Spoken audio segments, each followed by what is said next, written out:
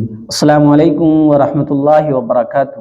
کیسے ہیں ناظرین اور سامعین؟ امید ہے کہ آپ خیریت و عافیت سے ہوں گے۔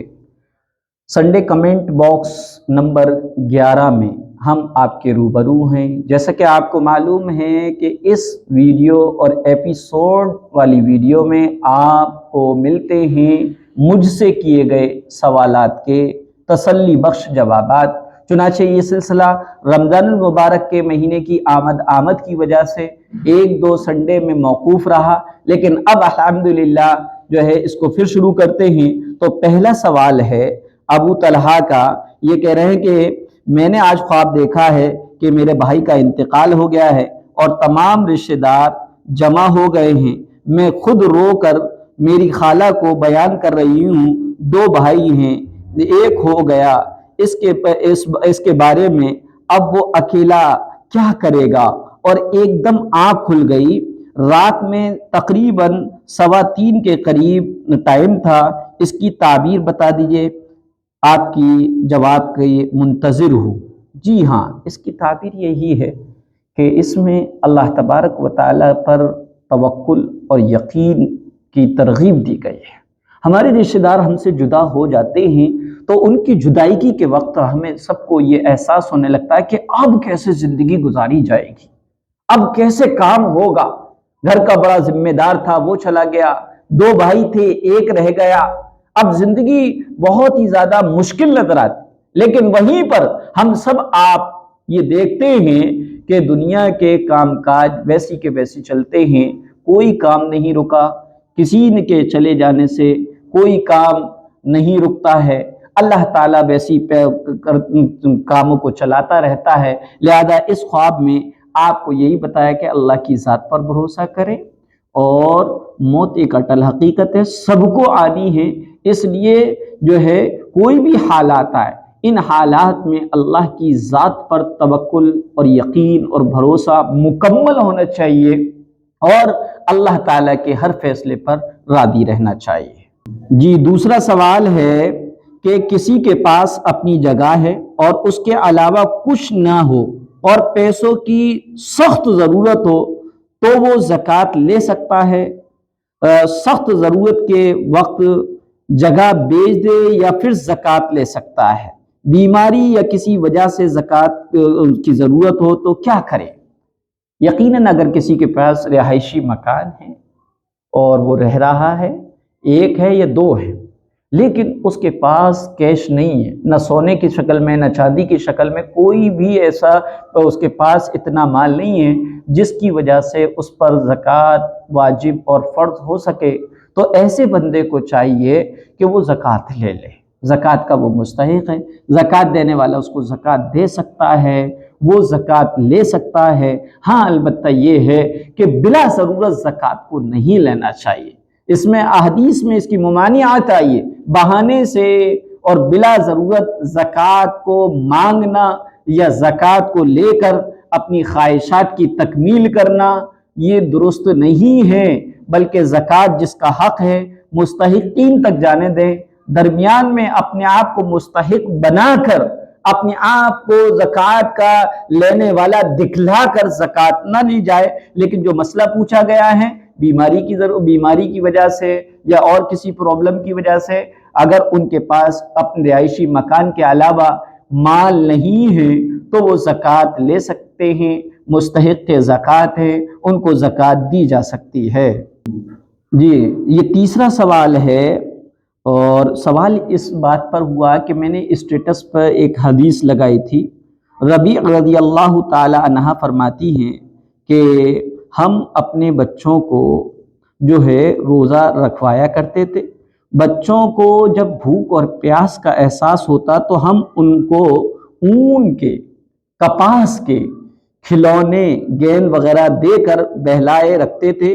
جب کوئی کھانے کے لیے روتا یا پیاس کی وجہ سے روتا تو وہی کھلونے ہم بچوں کو دے دیتے تھے، یہاں تک کہ افطار کا وقت ہو جاتا تھا۔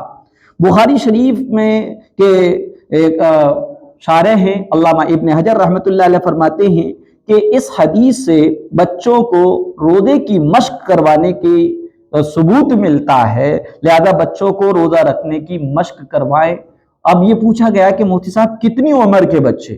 تو جواب یہ ہے کہ روزہ ہو، نماز ہو، پردہ ہو، 7 سال کا بچہ یا بچی ہو جائے تو ان کو اب بہت پیار سے، محبت سے، تربیت کے طور پر ان کو سکھلانے کی غرض سے ان کو نماز کے لیے کہا جائے، بیٹی ہے تو پردے کے لیے کہا جائے، رمضان کا مہینہ آ جائے تو روزہ رکھنے کے لیے کہا جائے، اور مسلسل پیار اور محبت کے ساتھ تربیت کرتے ہوئے، ترغیب دلاتے ہوئے، دلوں میں شوق پیدا کراتے ہوئے بچوں کو روزے کے لیے، نماز کے لیے، پردے کے لیے کہتے رہیں۔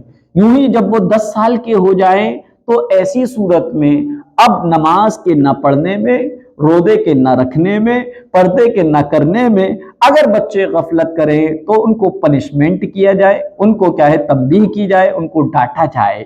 یہ اسلامی تربیت ہے۔ آج افسوس ہے کہ 14 15 سال کے بچے ہو جاتے ہیں اور صاحب انہوں نے روزہ نہیں رکھا ہوتا، ان کی روزہ کشائی کی جاتی ہے، بچے زبردستی روزہ رکھ لیتے ہیں تو مائیں ان کا روزہ توڑوا دیا کرتی ہیں، حالانکہ صرف اور صرف اس کے پیچھے ایک رسم ہوتی ہے کہ برادری والوں کو جمع کریں گے، اکٹھا کریں گے، خوب فنکشن ہوگا، بڑی تقریب ہوگی، ہار پھول بچے کو پہنائے جائیں گے، روزہ کشائی کا نام دیا جائے گا۔ اس طرح کا کوئی ثبوت احادیث میں نہیں ملتا ہے۔ جی یہ سوال کیا گیا ہے اور ایسے مسلح دیے گئے ہیں کہ یہ مسلح جانماز ہے۔ اس کے بارے میں کہا گیا ہے کہ مفتی صاحب ایسے جانماز جس میں خانہ کعبہ کی تصویر ہو یا حجر اسود ہو یا گنبد خضرا ہو، ان کو اس مسلحوں پر نماز پڑھ سکتے ہیں، یہ بے ادبی تو نہیں ہوگی؟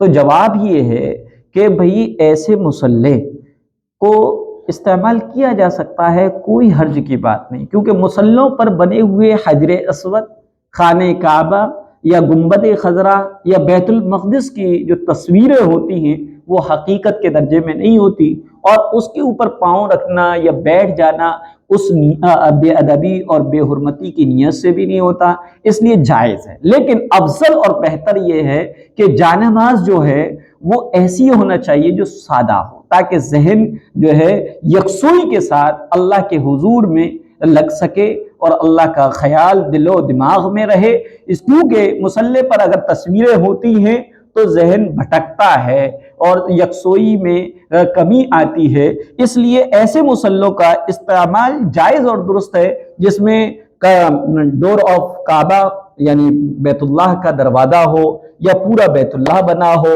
یا کہ حجر اسود ہو، ان کو استعمال کیا جا سکتا ہے، کوئی حرج کی بات نہیں۔ لیکن بہتر اور افضل یہ ہے کہ مصلی اور جائنماز بالکل سادہ ہوں۔ اس کے ساتھ یہ سمجھا جائے کہ جائنماز اور مصلی کو عام طور پر کیسے طے کرنا چاہیے۔ ہم لوگ جو ہے اس بات کا خیال نہیں رکھتے ہیں اور بے دہانی میں جائنماز کو یوں ہی طے کر دیتے ہیں۔ اس کا ادب کیا ہے طے کرنے کا؟ وہ یہ ہے کہ یہ جائنماز ہے، جائنماز یوں اس طریقے سے بچھی ہوئی ہے۔ آپ عام طور پہ گھر کی خواتین جب اٹھتی ہیں تو جائنماز کو یوں طے کر دیتی ہیں، یوں طے نہ کیا جائے بلکہ جائنماز یوں بچھی ہے تو پہلے اس کو یوں کیا جائے، پھر اس کے بعد اس کو طے کیا جائے۔ یہ افضل طریقہ ہے۔ اور اس میں ایک چیز یہ ہے کہ پاؤں کا حصہ جدھر ہم پاؤں کر کے رکھ کے کھڑے ہوتے ہیں وہ حصہ یہ ایک طرف ہو جاتا ہے، اور جدھر پہ سجدہ کرتے ہیں وہ حصہ ایک طرف ہو جاتا ہے، یہ افضل ہے۔ اس کے برخلاف اگر ہم نے یہ طریقہ کیا کہ اس طریقے سے بند کیا تو اس میں یہ ہوا کہ جو حصہ پاؤں رکھ کر کھڑے ہونے کا ہے اس حصے کو ہم نے سجدہ کرنے والے حصے سے ملا دیا، تو یہ افضل طریقہ نہیں ہے۔ بہتر طریقہ وہی ہے کہ جانماز اس طریقے سے بچھی ہے تو پہلے اس کو اس طریقے سے فولڈ کریں، پھر اس کے بعد آپ اس طریقے سے فولڈ کر کے یوں رکھ دیں، یہ بہتر طریقہ ہے۔ یہ سلیم صاحب ہیں، ان کا ایک سوال ہے۔ کیا سوال ہے؟ پہلے ان کا آڈیو سنتے ہیں پھر اس کا جواب دیتے ہیں۔ السلام علیکم، اور سب خیریت ہے مفتی صاحب؟ یہ میں نماز پڑھ کر آیا تھا مغرب کی، اور اس کے تھوڑی دیر بعد میں اپنے بیڈ پر آیا تو دیکھا یہ ملا تھا، پتہ نہیں کیا ہے، کیا دیکھ کر بتا دیں مہربانی، اللہ۔ جی ہاں، انہوں نے ایک نقش بھیجا ہے اور نقش پہ جو ہے بہت ساری فارسی میں بھی کچھ لکھا ہے، شیاطین الجن والانسی اور بھی کچھ ہے، کل ملا کے 2 ہے، یفرقون بین المرء وزوجہ، یعنی میاں بیوی کے درمیان اختلاف پیدا کرنے کے لیے، آپس میں لڑائی اور انتشار کرنے کے لیے، گھر کو توڑ پھوڑ کرنے کے لیے یہ نقش رکھا ہے بیڈ پر۔ عموماً ایسے نقش جو ہے یا تو تکیے میں ہوتے ہیں یا بیڈ کے سائیڈ میں جدھر تکیہ ہوتا ہے اس کے نیچے دبے ہوتے ہیں۔ تو بہرحال ایسے جو نقش جب مل جائیں تو ایسے نقشوں کو جو ہے دیکھتے ہی ان کو جلا دینا چاہیے۔ اور یاد رکھنا چاہیے سورہ بقرہ میں فرمایا کہ انتہائی بدترین ہیں وہ لوگ جو آپس میں محبت سے رہنے والے میاں بیوی کے درمیان اپنی عادت کی وجہ سے، لگائی بجھائی کی وجہ سے ان کے درمیان تفریق ڈلوائیں یا تعویذ گڈھوں کے ذریعے سے تفریق ڈلوائیں۔ یہ بالکل مناسب عمل نہیں ہے اور یہ اس طرح سے ہو رہا ہے، لیکن جب کبھی ایسے تعویذات ملیں تو اس کو جلا دیا جائے، انشاءاللہ اس کا اثر ختم ہو جائے گا۔ جی یہ سوال پوچھا ہے، السلام علیکم، کسی نے مسئلہ پوچھا ہے کہ اگر کسی لڑکی کی شادی ہو، اس کا ہسبینڈ اسے کہے کہ تم میری امی کی خدمت کرو، بیوی خدمت کرے، لیکن کچھ کام وہ نہ کر سکتی ہو جیسے بھینس کا کام کرنا، بیوی کہے میں یہ کام نہیں کر سکتی باقی سب کروں گی، لیکن اس کا ہسبینڈ اس سے ناراض ہو کہ میری ماں کرتی ہے تم کیوں نہیں کرتی ہو، تو کیا اس پر بھی اللہ تعالیٰ کی لعنت نازل ہوتی ہے؟ بھینس کا کام نہ کرنے پر باقی بیوی ہسبینڈ کی ہر بات مانے، یہ نہ مانے، تو کیا اس پر بھی بیوی پر اللہ کی لعنت ہوگی؟ شرعاً مسئلہ بتانے اسلام کیا کہتا ہے اس بارے میں؟ جی ہاں، شرعاً بیوی کے اوپر یہ لازمی نہیں ہے کہ وہ شوہر کی ماں کی خدمت کرے، لیکن اپنے شوہر کے دل کو جیتنے کے لیے شوہر کو خوش کرنا بیوی کی ذمہ داری ہوتی ہے۔ اگر شوہر جو ہے اپنی ماں کی خدمت کرنے پر خوش ہوتا ہے تو ایک اچھی اور نیک اور صالح بیوی کو چاہیے کہ اپنے شوہر کی خوشی کے لیے اپنی ساس کی خدمت کرے۔ خدمت سے خدا ملتا ہے اور خدمت سے لوگوں کے دلوں کو جیتا جا سکتا ہے۔ کیا حرج ہے کہ ذرا ان کے دو چار کام کر لیے جائیں، لیکن شوہر کو بھی اس پہ بیوی کو فورس نہیں کرنا چاہیے، شرعاً بیوی کی ذمہ داری نہیں ہے۔ اسی طریقے سے بیوی اپنے شوہر کی ہر بات مانے، لیکن کوئی کام ایسا ہے جس کو وہ جانتی نہیں ہے، جس کے کرنے کی اس کے اندر ہمت نہیں ہے، طاقت نہیں ہے، تجربہ نہیں ہے، تو ایسے کام پر بھی شوہر جو ہے اس کو مجبور نہ کریں، بلکہ اس سے یہ کہہ سکتا ہے کہ ٹھیک ہے آپ پہ نہیں آ رہا ہے تو آپ سیکھ لو، کیونکہ میری والدہ کرتی ہیں، مجھے اچھا نہیں لگتا ہے، آپ بھی سیکھ لو، آپ بھی کر لیا کرو، یہ تو کہہ سکتا ہے پیار محبت کے ساتھ۔ تو انشاءاللہ جب شوہر اتنی نرمی اختیار کرے گا تو بیوی بھی بہت آگے بڑھ کر اس کا استقبال کرے گی، اور انشاءاللہ وہ کام جو اس کو جانتی نہیں ہے، اس کا تجربہ نہیں ہے اور اس کی ہمت نہیں ہے، تو انشاءاللہ وہ بھی بات سیکھ لے گی۔ لیکن ایسی صورت میں اگر شوہر یہ کہے کہ ماں کی خدمت کرو، یا شوہر ایسے کام پر مجبور کرے جس کو وہ نہیں کر سکتی ہے، تو بیوی کے منع کرنے پر لعنت نہیں ہوگی، لعنت نہیں ہوگی۔ جی یہ نقشبندی صاحب ہیں، پاکستان سے ہیں، یہ کہہ رہے ہیں السلام علیکم، خواب میں دودھ دیکھنا اور اسکول کے بچوں کو دودھ پینے کے لیے دینا کیسا ہے؟ دودھ بہت سارا دیکھا ہے۔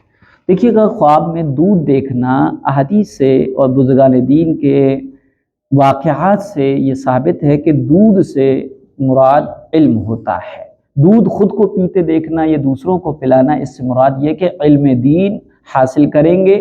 جس مقدار میں، جس کوانٹٹی میں دودھ پی رہے ہیں، اللہ تبارک و تعالیٰ کے فضل سے اتنا ہی علم آپ کے دل و دماغ میں محفوظ رہے گا۔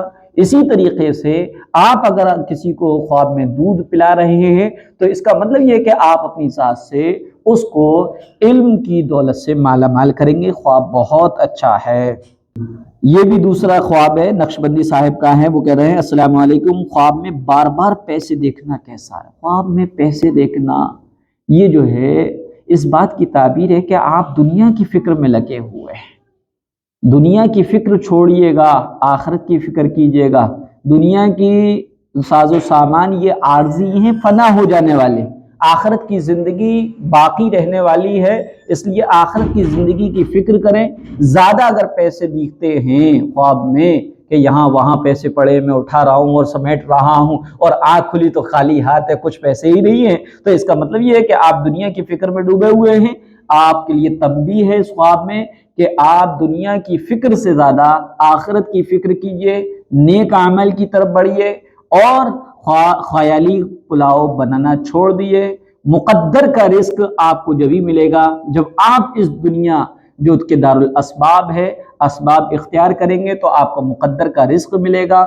خوابی پلاؤ بنانے سے کہ مجھے قارون کا خزانہ مل جائے، مجھے اتنا مل جائے، وہ اس سے آپ وقت کی بربادی کریں گے، اپنے یقین مایوسی کی کیفیت آ جائے گی۔ اس لیے پیسے خواب میں دیکھنے کا مطلب یہی ہے کہ آپ اللہ کی طرف متوجہ ہوں، دنیا کی طرف سے منہ موڑ لیں۔ دنیا بقدر ضرورت ہے، اور دنیا آخرت کی فکر کے ساتھ بہترین ہے، اور آخرت کی فکر کے بغیر دنیا ملعون ہے۔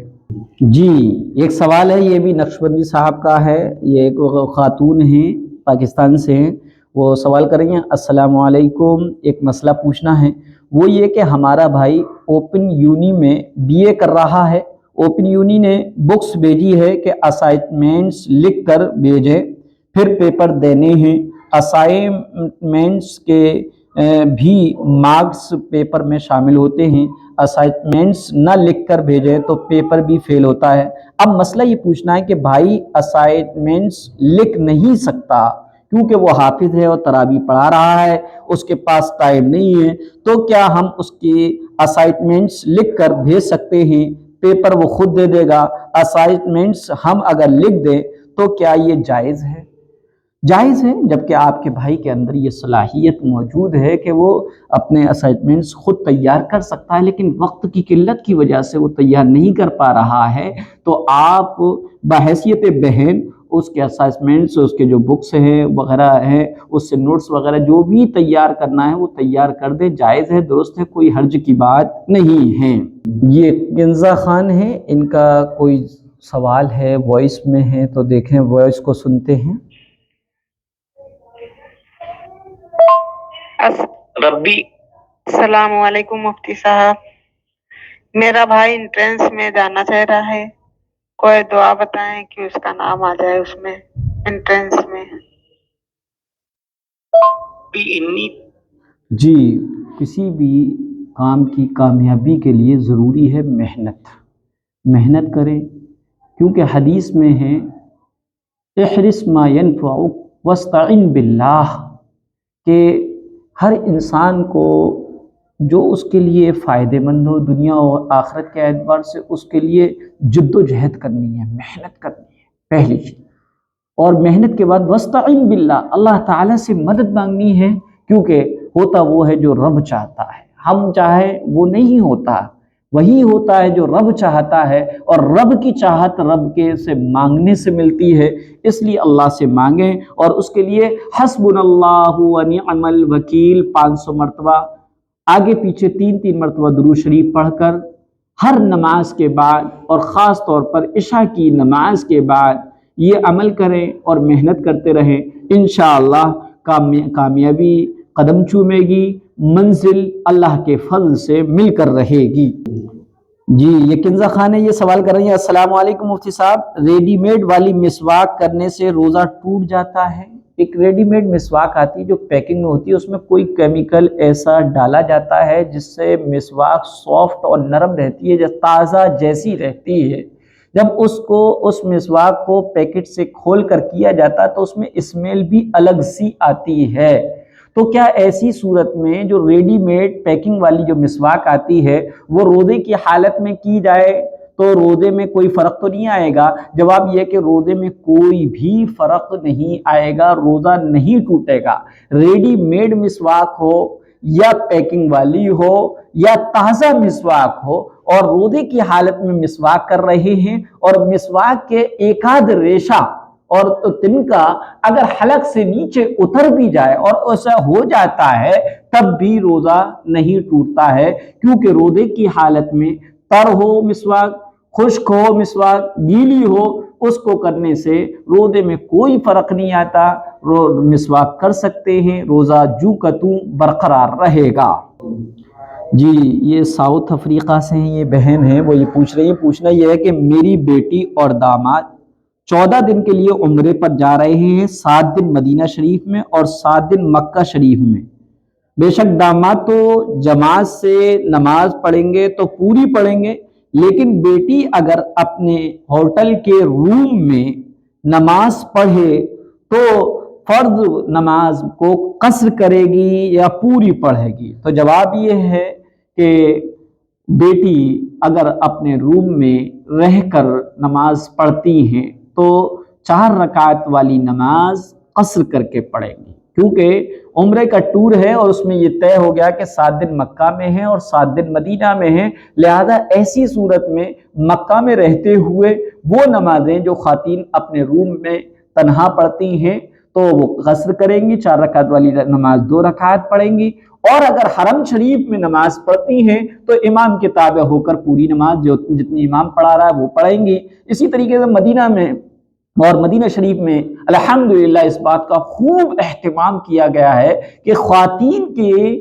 نماز گاہ جو ہے وہ بالکل الگ ہے، وہاں پر مردوں کی انٹری ہوتی ہی نہیں ہے، اتنی قانون سخت ہیں، اس لیے اگر مدینے میں خواتین مسجد نبوی میں مخصوص جگہ پر جماعت کے ساتھ نماز پڑھیں تو ایسی صورت میں وہ پوری نماز پڑھیں گی جتنا امام پڑھا رہا ہے، لیکن اگر اپنے روم پر تنہا پڑھنا پڑے تو پھر وہی ہے، قصر کریں گی، یعنی 4 رکعت والی نماز 2 رکعت پڑھیں گی۔ جی یہ بنت آدم ہیں، یہ سوال کر رہی ہیں کیا آنکھ میں کچرا چلا جائے اس کے بعد آئیز کو کھرچنے سے، آئیز کو آنکھ کو کھجلانے سے، سہلانے سے آنکھ جو ہے ریڈ ہو جائے، لال ہو جائے اور چکنا پانی نکلے تو وضو ٹوٹ جاتا ہے نہیں؟ ہاں، اگر آنکھ میں کوئی کیڑا چلا جائے یا کوئی تنکا چلا جائے اور جس کی وجہ سے آنکھ لال ہو جائے اور پھر اس کی وجہ سے آنکھ سے پانی نکلے اور پانی نکل کر آنکھ کے باہر آ جائے تو ایسی کنڈیشن میں وضو ٹوٹ جاتا ہے، دوبارہ وضو کرنا پڑے گا۔ جی یہ بنت آدم بہن کا ہی سوال ہے کہ الحمدللہ بیٹی اور داماد مدینہ شریف پہنچ گئے ہیں کل سے، اور بیٹی حاملہ بھی ہیں، دعا کیجیے اللہ ان کو نیک بنا کے واپس کریں، تمام روحانی اور جسمانی بیماریوں سے صاف کر کے۔ ماشاءاللہ ماشاءاللہ، اللہ تعالیٰ ان کی اولاد کو نیک، صالح اور آنکھوں کی ٹھنڈک، دنیا میں عزت اور آخرت میں نجات کا ذریعہ والی اولاد عطا فرمائے، اور اللہ تعالیٰ ہم سب کو بھی مدینہ منورہ کی حاضری، روضہ نبی پر درود و سلام اور مسجد نبوی کے صحن میں افطار جیسے منظروں سے ہم سب کو بھی مالا مال فرمائے۔ اگر ہمارے مقدر میں ہیں تو اللہ تعالیٰ ہمیں بھی وہی اسباب مہیا فرمائے، کیونکہ مسبب الاسباب اللہ رب العزت کی ذات ہے، اس کے لیے کچھ مشکل نہیں، وہ کن کہتا ہے چیز ہو جاتی ہے۔ اس لیے سبھی لوگ دعا کریں، اور خاص طور پر افطاری کی اور سحری کی اور تہجد کی دعاؤں میں مانگا کریں اللہ سے، اللہ کے گھر کی دیدار، اللہ سے روضہ نبی پر حاضری کی توفیق مانگا کریں، انشاءاللہ اللہ تعالیٰ آپ کی دعاؤں کو قبولیت کا درجہ دے کر آپ کو بھی دیدار بیت اللہ، روضہ نبی اور زیارت نبی سے اور زیارت رسول اللہ، روضہ رسول اللہ کی سعادت سے ہمکنار فرمائے گا۔ یہ رئیس ملک ہیں، یہ کہہ رہے ہیں کہ مفتی صاحب انشرح، آئزہ اور سیف اللہ کے معنی بتائیے گا۔ سیف اللہ کے معنی ہیں اللہ کی تلوار، سین سے سیف کے معنی آتے ہیں تلوار کے، شمشیر فارسی میں کہتے ہیں، تو سیف اللہ اللہ کی تلوار، یہ ایک وہ لقب ہے جو اللہ کے رسول صلی اللہ علیہ وسلم نے اپنے ایک جانباز صحابی حضرت خالد ابن ولید رضی اللہ تعالیٰ عنہ کو ان کی بہادری اور جرأت مندی پر دیا تھا، اور کہا تھا کہ خالد تو سیف اللہ ہیں، یعنی اللہ کی تلوار ہے۔ تو خالد کے سیف اللہ کے معنی بہادر، جرأت مند، دلیر، بریولی اور ہمت والا۔ اسی طریقے سے آئزہ، آئزہ اللہ کی پناہ میں رہنے والی، اللہ کی پناہ کو چاہنے والی، اور اللہ کے انڈر میں اور اللہ کے حفظ و امان میں رہنے والی۔ انشراح کے معنی ہیں بہت زیادہ کھلے ہوئے دل کی اور وائڈ قلب کی، یعنی اس کا دل بہت کھلا ہو، سب کے لیے اس کے دل میں جگہ ہو اور محبت کرنے والی اور دوسروں کے رسپیکٹ دینے والی۔ جی عالیان یا عالیانہ کے معنی بتا دیجئے گا۔ عالیانہ، علی علو معنی بلندی کے آتے ہیں، بلند اونچے مرتبے والا، عالیان یا عالیانہ۔ اور اس کے دوسرے معنی بھی ہیں خوبصورت، سب سے زبردست، طاقتور، اونچے درجے اور نسب اور اعلیٰ خاندان والے، رحم دل، قیمتی، تحفہ، نایاب، جھیل سی آنکھوں والی اور الگ نایاب شخصیت، یہ سب معنی آ سکتے ہیں۔ جی یہ انون نمبر سے ایک بھائی ہیں، وہ کہہ رہے ہیں السلام علیکم۔ وعلیکم السلام ورحمۃ اللہ وبرکاتہ۔ کان میں ڈراپ ڈالنے سے روزہ رہے گا یا ٹوٹ جائے گا؟ ڈراپ یعنی کان کی دوا، کان میں دوا ڈالی اور وہ پردے کے اندر چلی گئی تو روزہ فاسد ہو جاتا ہے۔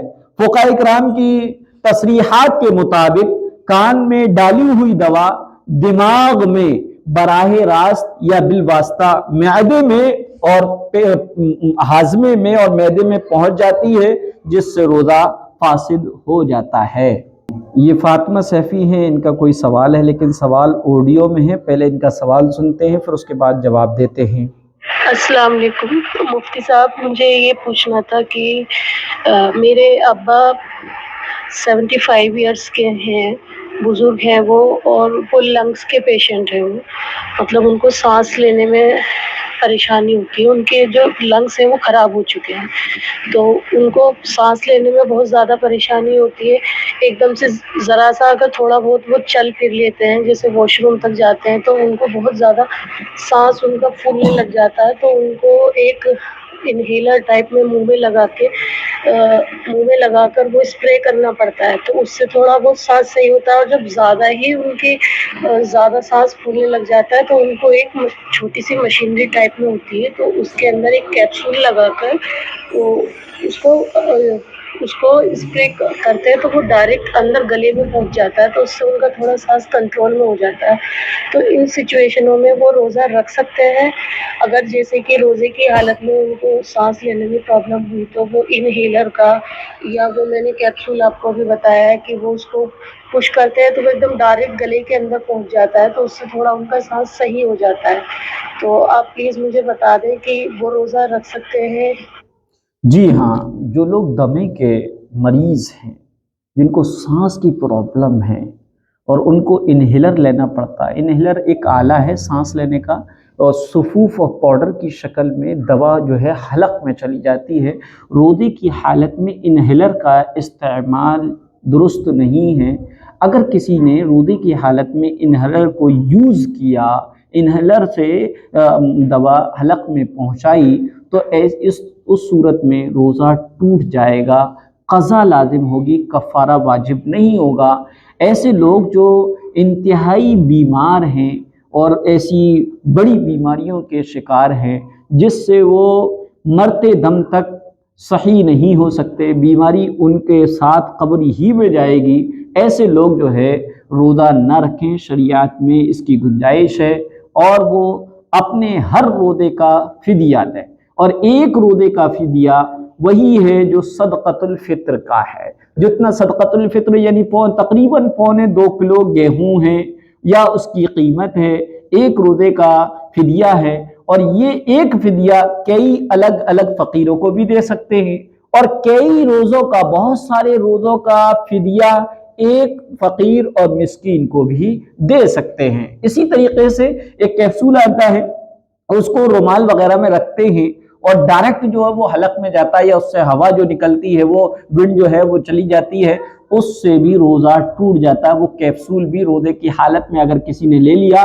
تو اس کا روزہ ٹوٹ جائے گا۔ ہاں البتہ یہ کہ کسی نے روزہ رکھا اور اس کو سانس کی پرابلم ہو گئی اور اس کے آکسیجن لگایا گیا، تو آکسیجن میں چونکہ ہوائی ہوا جاتی ہے، کوئی دوا نہیں ہوتی ہے، تو ایسی کنڈیشن میں روزے کی حالت میں آکسیجن لگ گیا تو اس سے روزہ نہیں ٹوٹے گا، روزہ برقرار رہے گا۔ جی یہ شمع ملک ہیں، یہ کہہ رہی ہیں مفتی صاحب ہمارا ایک سوال ہے، افطار کرنے کی دعا روزہ کھولنے سے پہلے پڑھنی چاہیے یا بعد میں؟ حدیث سے ثابت ہے کہ بعد میں پڑھنی چاہیے، لیکن سب کہتے ہیں کہ پہلے پڑھنا چاہیے، اس مسئلے کو کلیئر کر دیجئے۔ میرا نام شمع ملک ہے، میں یو پی میں سہارنپور سے ہوں۔ ماشاءاللہ۔ تو دیکھیے گا ایک حدیث میں افطار سے پہلے کی دعا ہے اور افطار کے بعد کی دعا ہے۔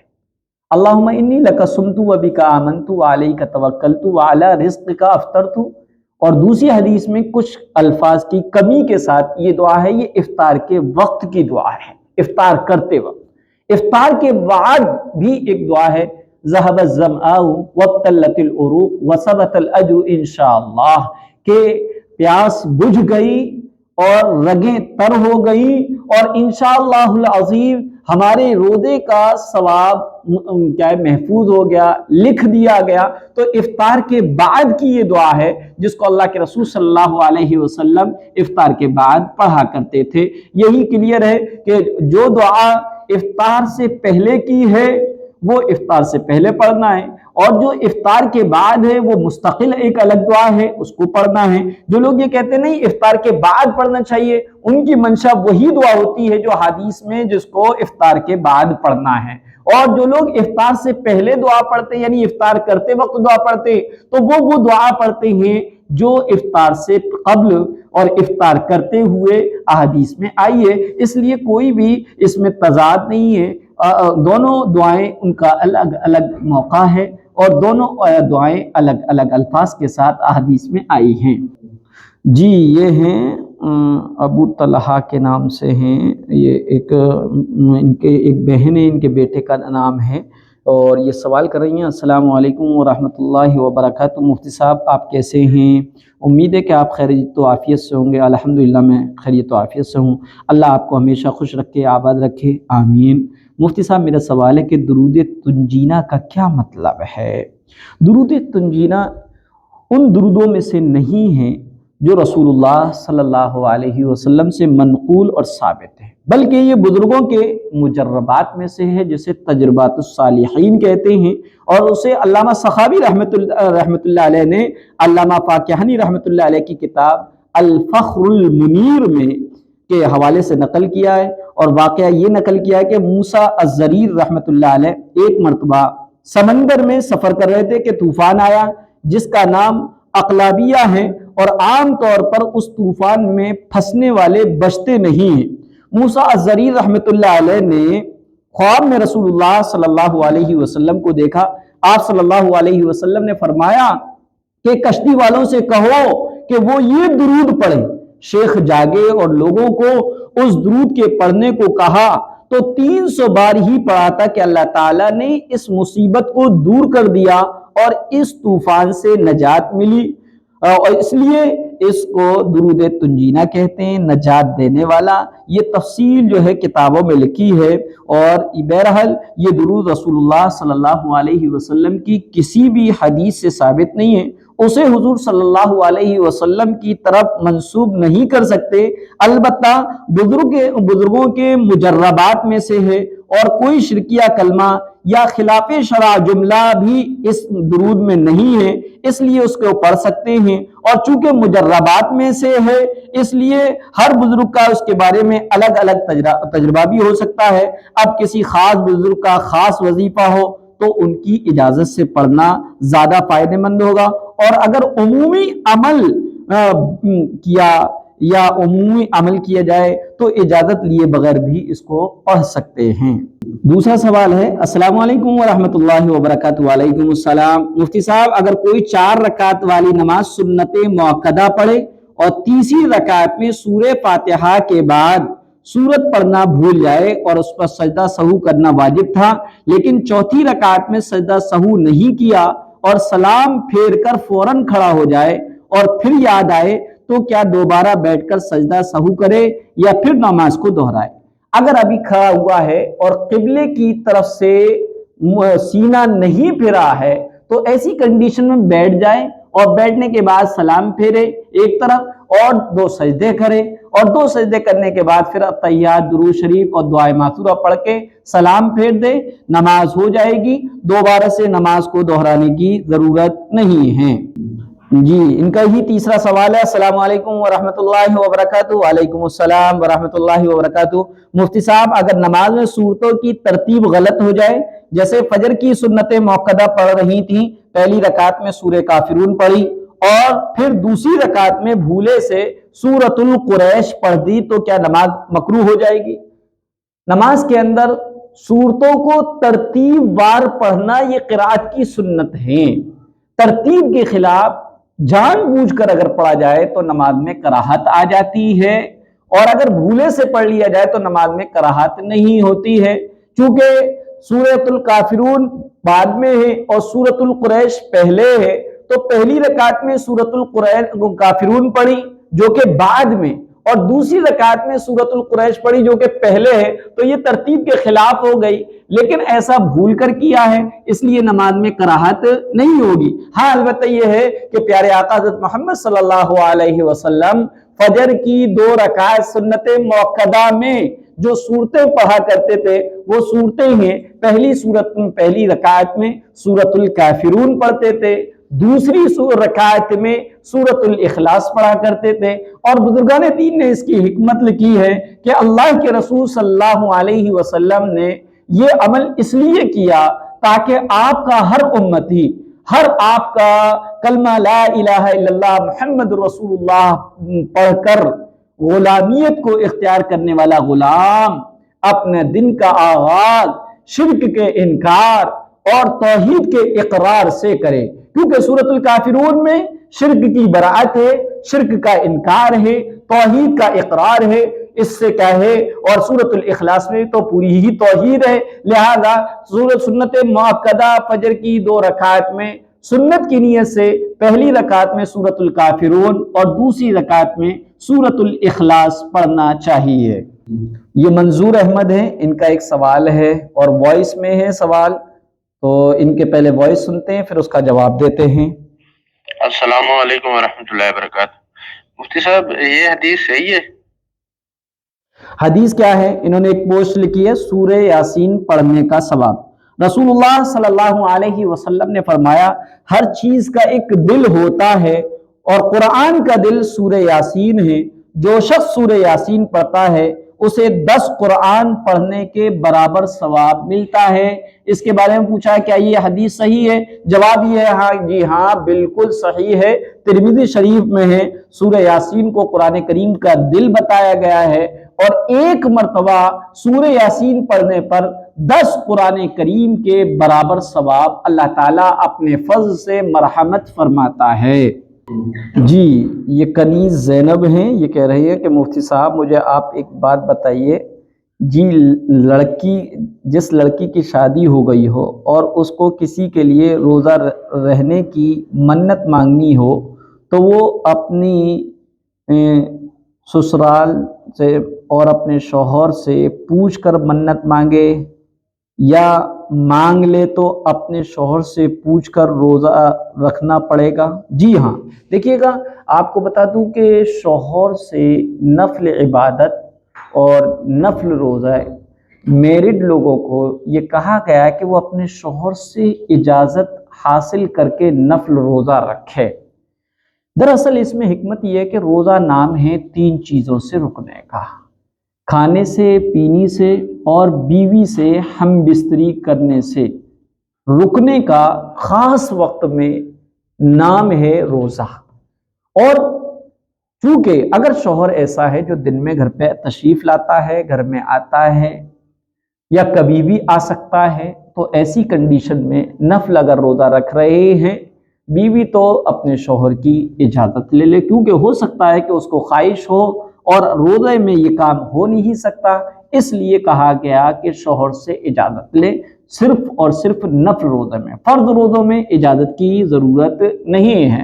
اسی طرح منت اگر مانی ہے، جس کام کی نظر یا منت مانی ہے وہ کام اگر ہو جاتا ہے تو جو منت یا نظر مانی ہے اس کا پورا کرنا واجب ہوتا ہے۔ 1-2 روزے مانے اور وہ کام اللہ تعالیٰ نے اپنے فضل و کرم سے کرا دیا، تو ایسی صورت میں 1-2 روزے رکھنا واجب ہے، اور ان روزوں کو رکھنا ضروری ہے، اور بہتر یہ کہ شوہر کو بتا دیں تاکہ ان کا مائنڈ پہلے سے ہی سیٹ اپ رہے اور اپنے روزے رکھیں، لیکن اجازت ضروری نہیں ہے کیونکہ یہ واجب روزے ہیں۔ اور یہ کہہ رہی ہیں کہ امی ابو سے پوچھ کر منت مانگنی چاہیے، نہیں، منت کیسے بھی مانگ سکتے ہیں بھائی، اگر جائز کام کے لیے ہے تو نظر اور منت مانی جا سکتی ہے۔ اور جب یہ ہے کہ اگر آپ نے منت مانی ہے اور روزہ رکھنا ہے اور آپ بتانا نہیں چاہتے کہ کس چیز کی منت مانی ہے اور کیسے روزے ہیں، تو ایسی کنڈیشن میں روزے اس دن رکھیں جس دن جو ہے سوموار میں رکھیں، جمعرات میں رکھیں، بس والدین پوچھے کیا ہے کہ روزہ ہے، روزہ میں رکھ رہی ہوں، آج سوموار ہے روزہ رکھا ہے، آج جمعرات ہے روزہ رکھا ہے، اس لیے ان کو ضروری نہیں ہے بتایا جائے، لیکن یقیناً نہ بتانے کی بات تو وہی آتی ہے جہاں پر جو والدین سے جو چیز چھپائی جاتی ہے وہ غلط ہی ہوتی ہے۔ اس لیے جو ہے اگر منت مانی ہے تو اس کے روزے تو بہرحال پورے رکھنا ہے۔ جی، یہ کنیز نب ہے، یہ کہیں مفتی صاحب فجر کی نماز میں 2 رکعت کے بعد ہم اتحیات پڑھنا بھول جائیں اور اٹھ کر ہم تیسری رکعت پڑھ لیں تو کیا نماز ہو جائے گی؟ تیسری رکعت کا سجدہ کرنے سے پہلے جب بھی یاد آ جائے آپ بیٹھ جائیں اور بیٹھنے کے بعد اتحیات پڑھیں اور دائیں طرف سلام پھیریں اور پھر 2 سجدے کریں، آپ کی نماز ہو جائے گی۔ جی، یہ مفتی عبد الناصر صاحب قاسمی جو عدیۃ المسلمین کے نام سے ان کا چینل ہے، اور الحمدللہ بہت اچھا جو ہے ان کا سمجھانے کا انداز ہے اور بہت سے لوگ فائدہ اٹھا رہے ہیں۔ بہرحال انہی کے جو ہے سبسکرائبروں میں سے ایک کا یہ سوال ہے، بلکہ سوال کیا ہے، خواب کی تعبیر پوچھی ہے۔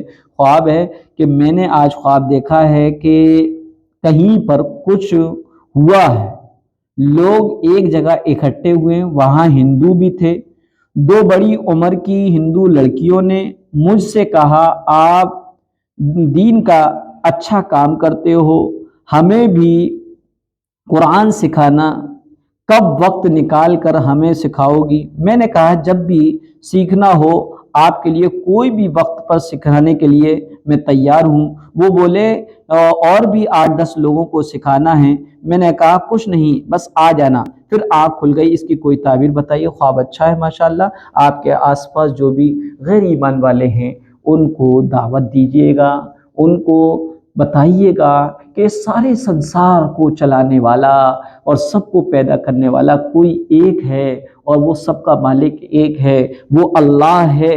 یہ ان کو ترغیب دیں۔ قرآن کریم اگر پڑھنے کی خواہش مند ہیں تو ان کو پڑھائیں۔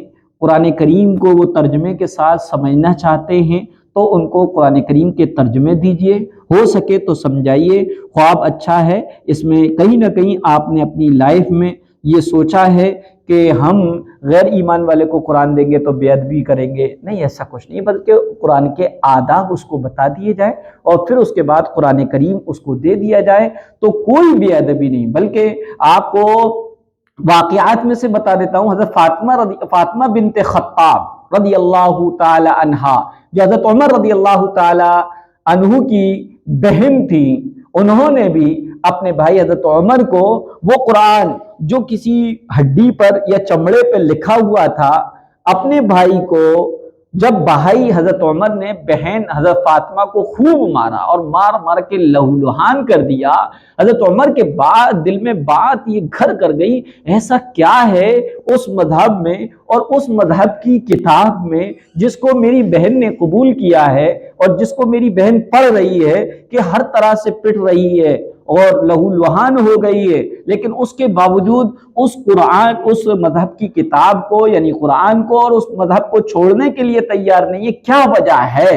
تو حضرت عمر رضی اللہ تعالیٰ عنہ نے کہا لاؤ بہن مجھے دو، میں بھی تو پڑھوں کیا ہے اس میں۔ تو حضرت فاطمہ بنت خطاب نے کہا تھا بھیا وہ کتاب ایسی ہے جس کو ناپاک لوگ نہیں چھوتے، آپ پاک ہی لوگ چھوتے ہیں، آپ کو پڑھنا ہے، میں دینے کے لیے تیار ہوں۔ آپ غسل کیجئے گا، پھر میں آپ کو پڑھنے کے لیے دیتی ہوں۔ چنانچہ روایتوں میں آتا تاریخ میں کہ حضرت عمر نے غسل کیا اور پھر اس کے بعد حضرت فاطمہ بنت خطاب نے وہ قرآن جو چمڑے پہ لکھا ہوا تھا حضرت عمر رضی اللہ تعالی عنہ کو پڑھنے کے لیے دیا، اور حضرت عمر نے جب پڑھا تو ان کے دل کی زندگی بدل گئی، اور چلے تھے گھر سے پیارے آقا کا سر قلم کرنے، اپنے آپ کو اپنا سر جو ہے پیارے آقا کی غلامی میں دے بیٹھے۔ لہذا اس واقعے سے پتہ لگتا ہے کہ غیر ایمان والے کو قرآن کے آداب بتا کر کے یہ پوتر کتاب ہے، اس کو پوترتا کی حالت میں، پاکی کی حالت میں چھوا جائے، یہ کہہ کر دیا جا سکتا ہے۔